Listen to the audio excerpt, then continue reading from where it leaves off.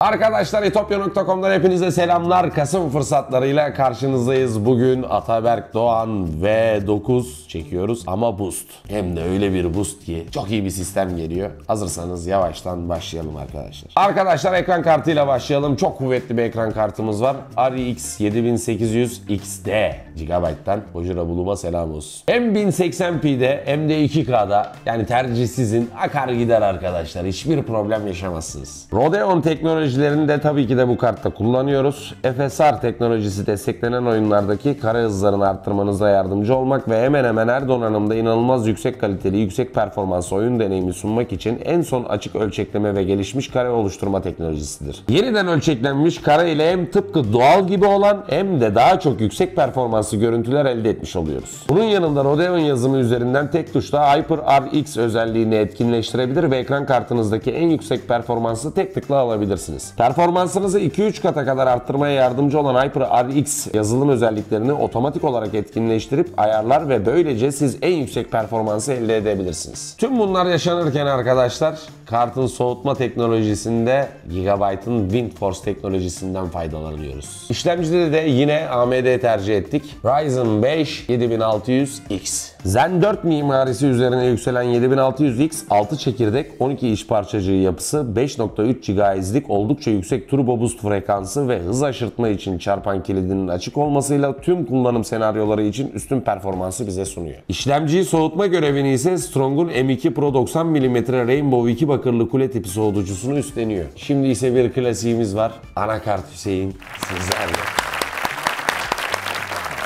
Hoş geldin. Kardeşim V9. Süper bu arada. Harbi yılan. Canavar gerçekten. Tıs. Yani. Ben anakart görevine geldim. Burada Gigabyte'dan anakart kullandık ve tabii ki Koca Bulun Mert abimize çok selamlar iletiyoruz buradan. 5090 geliyor. Yani 5000 serisini bekliyoruz. Abi B650M S2H model anakart kullandık burada. Fiyat performans bir anakart, zaten Türkiye'de S2H anakartlar biraz milli anakartımız gibi bizim. Burada da onu kullandık. Fiyat performans dediğim gibi DDR5 modeli var burada AM5 soketle birlikte. Tabii ki M.2 SSD'miz için var. Arkada yuvalarımız var. Gerçekten uygun fiyatlı bir sistem topluyorsanız temel olarak kullanabileceğiniz bir anakart. Çok teşekkür ediyoruz kardeşim. Görüşürüz. RAM'lerde ise yüksek performanstan ödün vermedik. DDR5 Kingston'dan 16 GB'lık bir RAM'imiz var. Biz tabi sistemin maliyetini düşürmek için 16 GB kullandık. Bu arada gayet de yeterli ama dilerseniz siz 16-32 yapabilirsiniz. Ama depolamadan kısmadık. 500'e hep laf ettiniz. Biz de 1 TB M.2 SSD kullandık yine Kingston'dan. 3500 MB'a kadar okur, 2100 MB'a kadar yazar. Yılan. Son olarak da arkadaşlar görmüş olduğunuz gibi sistemimizi Corsaire'in çok şık bir kasasında topladık. Gayet böyle mat bir siyah RGB fanlarımız mevcut 3 tane. Güç kaynağı içinde. Müthiş bir sistem, müthiş bir kasada buluştu. Şimdi hazırsanız arkadaşlar bir de gidelim oyun testlerimizi yapalım. Hangi oyunda kaç FPS alıyoruz onları görelim ve akabinde videoyu kapatalım.